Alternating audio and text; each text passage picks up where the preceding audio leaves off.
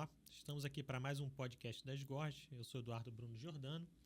Eu tenho título de especialista em ginecologia e obstetrícia e título de especialista em mastologia.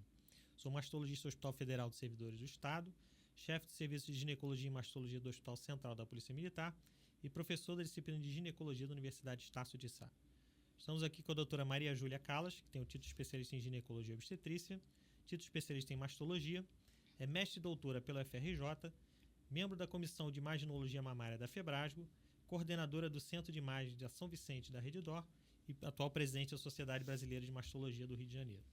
Estamos também com a doutora Vânia Ravizini Sonderman, que é médica dedicada à imaginologia e intervenções percutâneas mamárias há 27 anos, do CEPEM, da Prevent Senior e do Centro de Mama do Quintador.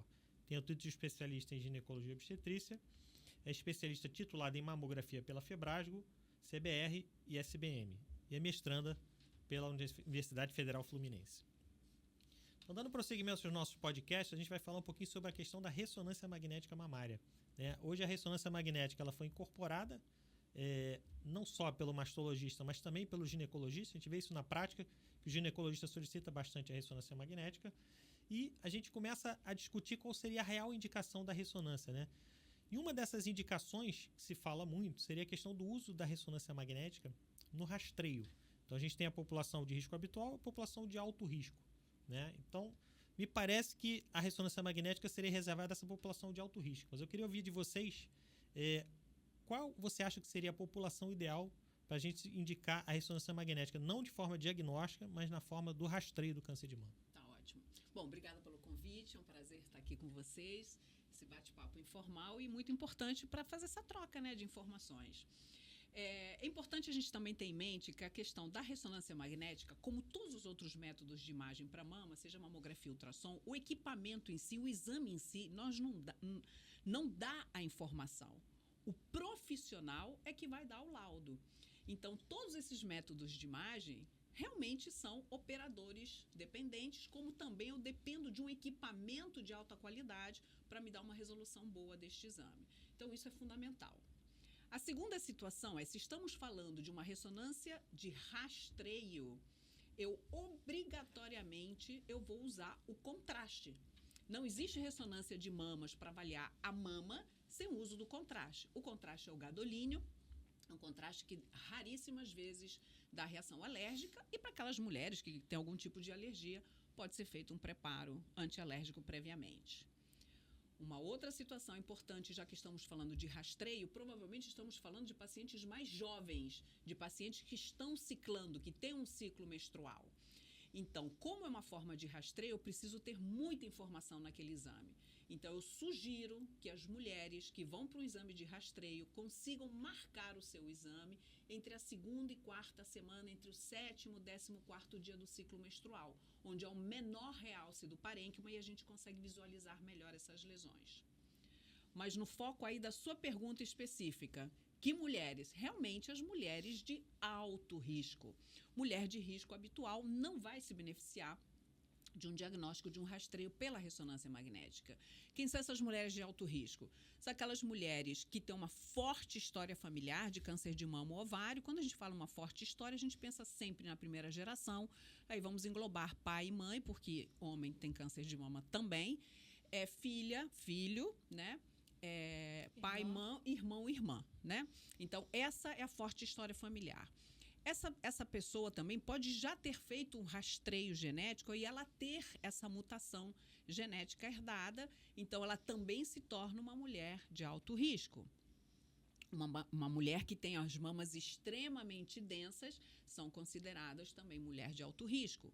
Mulheres que foram submetidas a tratamento com radioterapia torácica numa fase precoce, numa infância, numa pré-adolescência. São mulheres que têm um risco maior a poder desenvolver o câncer de mama e elas têm também a indicação da ressonância magnética de rastreio. E aquelas mulheres que têm biópsias prévias com lesões atípicas. Atipias, neoplasias lobulares, hiperplasia ductal atípicas, lesões proliferativas atípicas também são consideradas mulheres de alto risco, se beneficiam de um exame de rastreio.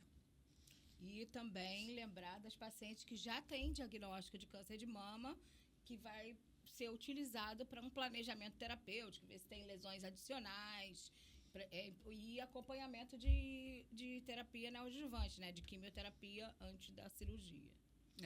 Importante que a gente lembre que a paciente, para fazer a ressonância magnética, ela leve os exames que ela tem. Leve mamografia, leve ultrassom, se tiver biópsia, levar com o resultado histopatológico. Isso na análise de qualquer método é importante a gente lembrar, porque isso faz toda a diferença na análise global, como a Júlia comentou.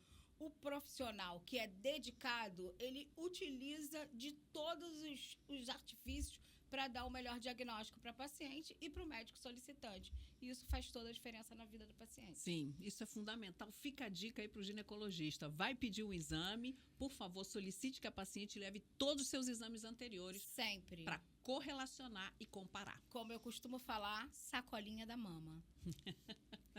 É porque às vezes a gente pode ter a ideia de que a ressonância seja um exame que se sobrepõe aos outros, que ela seja melhor que todos. Na verdade, é tudo uma somação de exames, né? Que cada um tem a sua vantagem e você analisa aquilo em conjunto que chega ao melhor diagnóstico, né? É um time para ganhar o campeonato. E que a Júlia falou muito bem também a questão dos testes genéticos, né? Que antigamente era muito eventual você pegar uma paciente que tinha uma mutação genética. Hoje, com a popularização dos testes, o custo já vem caindo, então já tem sido bastante frequente na nossa prática diária, paciente com mutação. E cada mutação, ela carrega um risco intrínseco de desenvolver câncer de mama. Então, sem dúvida, os pacientes que têm a mutação, a gente destaca o BRCA1, o BRCA2, o P53, são pacientes que têm um risco cumulativo bem elevado de desenvolver câncer de mama no decorrer da vida.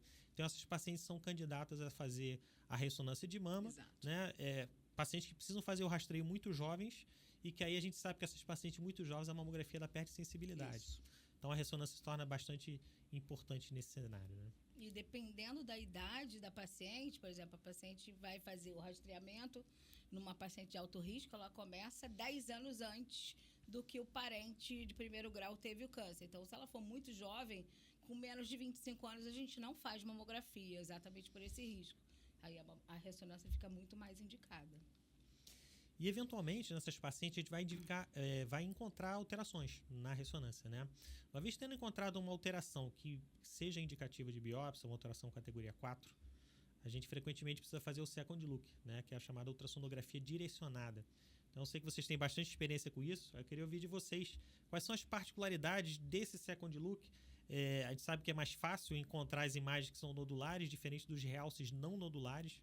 Mas como vocês têm visto na prática esses realces não nodulares da ressonância, essa correlação com o ultrassom, se tem melhorado, como tem sido isso? Posso só antes de você começar, desculpa.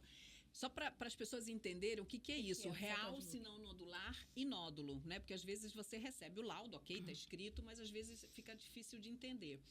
O nódulo, eu consigo encontrar ele em todas as minhas sequências anatômicas. Então, todas aquelas sequências que eu faço previamente na ressonância antes de injetar o contraste, eu consigo visualizar esse nódulo. Quando eu injeto o contraste, ele tem uma característica específica daquele realce, então eu consigo caracterizar melhor essa lesão. Os realces não nodulares, eles não têm expressão nas minhas sequências anatômicas. Então, é um realce que só aparece após a injeção do contraste. Então, quando eu tenho essa imagem, eu não tenho uma imagem de nódulo formada. É uma imagem bem atípica em termos de formato, de dimensão. Às vezes é uma lesão de 4, 5 centímetros e é impalpável. É como se fosse uma assimetria na ressonância. Isso. Né? Então, só para deixar bem claro o que é um realce não nodular de um nódulo. E aí é muito importante, mais uma vez, a gente bate muito nessa tecla dos exames anteriores para a gente poder correlacionar. E mais importante ainda é que a gente tenha à disposição, no ato dessa avaliação, nesse second look, que é fazer uma ultrassom não repetidamente da mama inteira, direcionada para aquela área que foi descrita na ressonância, e a gente conseguir, mediante todos os parâmetros à volta daquela lesão, né, a distância da papila, a distância do músculo, a distância da pele, a distribuição daquela imagem, conseguir achar algo na ultrassom que corresponda em tamanho, característica, todas as funções que a gente consegue avaliar para achar essa lesão e poder biopsiar por ultra, por quê? É coberto pelo plano, mais prático para a paciente, mais fácil, mais rápido, em tempo real. muito importante na minha visão, e eu tenho visto isso cada vez mais, que é um exame difícil e o Doppler, ele facilita muito, uma vez que principalmente os realces, são lesões que captam o contraste, chupam o contraste e a gente só vê depois do contraste. Então, o Doppler, como é um estudo de vascularização, eu sempre uso o Doppler junto com a ultrassom para a gente poder focar no second look. Eu acho muito importante isso. Fundamental. Uma outra grande indicação que eu gosto muito também, que para mim é a melhor indicação da ressonância, é a questão do planejamento cirúrgico, né? Uhum. Quando a gente fala em rastreio por ressonância, a gente está falando de uma paciente que, se ela começa o rastreio com 30 anos, 35, ela vai fazer ressonância pro resto da vida. E que se você faz a ressonância pré-operatória, é uma indicação precisa que você vai fazer uma vez e aquilo vai trazer, no meu entendimento, bastante benefício. Salvo na paciente mais idade, que tem a mama totalmente lipossubstituída. Essa paciente é muito bem avaliada pela mamografia, e se for o caso, pelo ultrassom. Mas na paciente jovem, que você quer fazer pesquisa de multifocalidade e multicentricidade, me parece uma indicação muito boa da ressonância. Eu queria ouvir de vocês em relação à prótese mamária, né? É muito frequente na nossa prática a gente ter pacientes que utilizam prótese e frequentemente a gente ouve dizer que paciente que tem prótese mamária que tem que fazer ressonância sempre, né? Eu quero saber se existe alguma indicação precisa de fazer a ressonância para pesquisa de integridade das próteses e se a paciente com prótese, ela perde de alguma forma a sensibilidade da mamografia. Bom, paciente com prótese não muda a sequência, ela vai fazer seu rastreio mamográfico, né?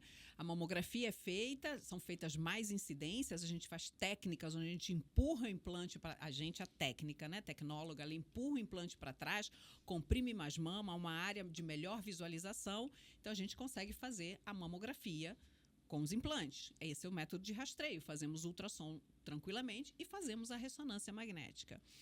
A ressonância para avaliação da integridade dos implantes tem que ter uma indicação. Ela tem que estar sentindo alguma alteração naquele implante, naquela constituição, na parte estética, uma contratura capsular, uma mama que possa ter rodado esse implante. Ela tem que ter alguma ideia para a gente poder sugerir a ressonância para avaliação. De rotina, só porque a mulher tem prótese, fazer somente ressonância para ver o implante, para ver a mama, não faz sentido, não tem literatura para isso.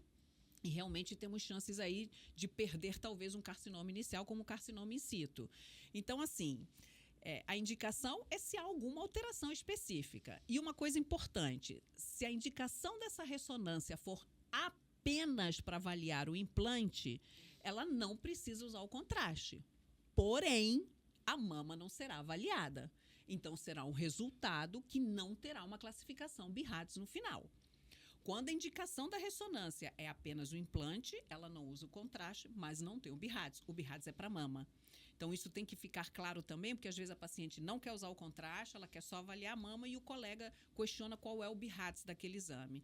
Então, ele vai sair sem a caracterização do BIRADS. A gente coloca uma observação no final, que não foi utilizado o contraste, então não pode se avaliar o parênquima mamário e, consequentemente, não vai ter BIRADS nem classificação de risco. Uma outra coisa em relação à ressonância, que a gente já está indo para a retinha final, é a questão de quando não fazer, né? Porque, infelizmente, acaba tendo umas indicações que, às vezes, realmente não vão ajudar nem o médico solicitante, nem a paciente na questão. Por exemplo, um BIRADS 4 ou um BIRADS 5 na mamografia ou no ultrassom, se pede uma ressonância para ter certeza daquele diagnóstico.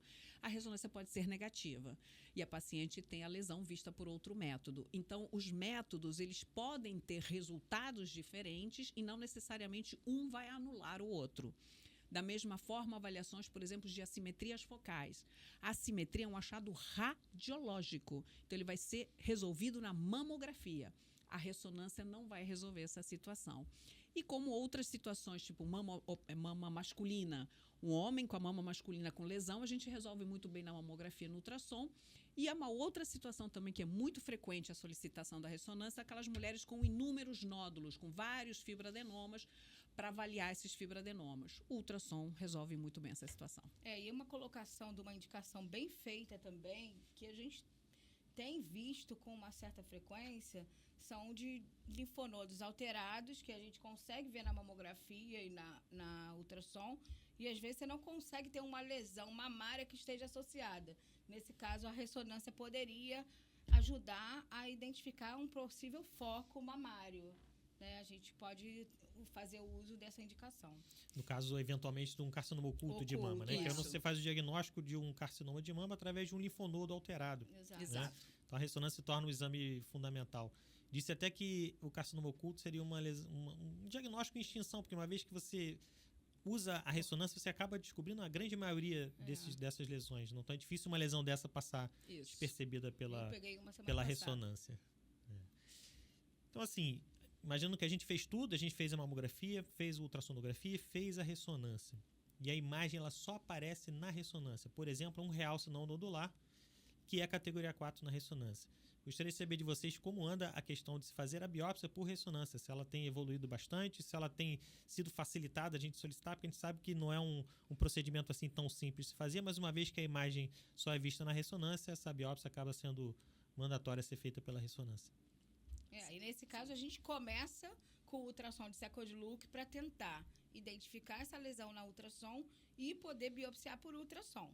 Caso a gente não consiga, aí é mandatório que seja feito pela ressonância. Infelizmente, a gente continua no fator econômico, a maioria dos planos não cobre e a gente continua tendo dificuldade com isso. E ainda por cima, o posicionamento é um procedimento mais difícil.